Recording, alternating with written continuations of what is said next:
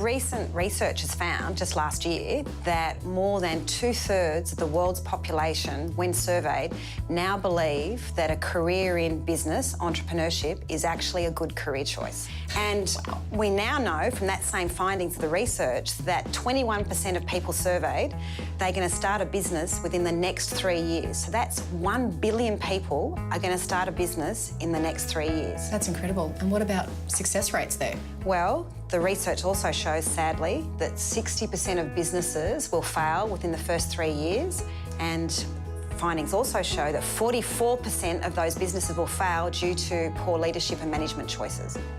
Some people are really motivated for options, alternatives and creativity. They want to do something that's never been done before, and that's the driver.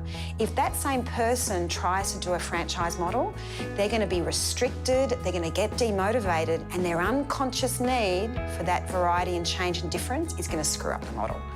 So what we encourage franchisees to do is slightly experiment and then come back to the model rather than doing radical things that cost a lot of money.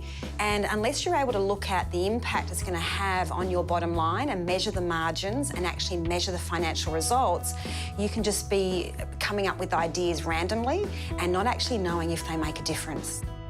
When it comes to strategic decisions around expansion and growth strategies, we really encourage people to look for expert experience and advice in those areas. So it would be going back to the brand, going to mentors, and also going to professional coaches around your own leadership and your own development.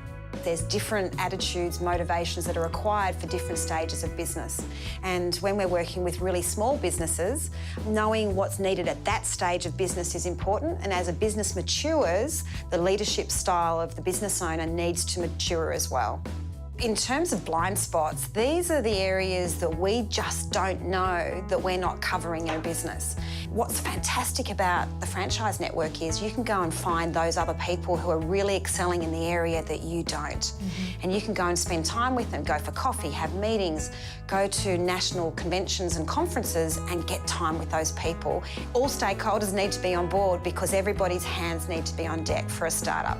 It takes enormous resilience, motivation and drive, and that is usually one of the key reasons why people succeed is because they've got grit and they had the stamina to outlive those who give up at the first hurdle.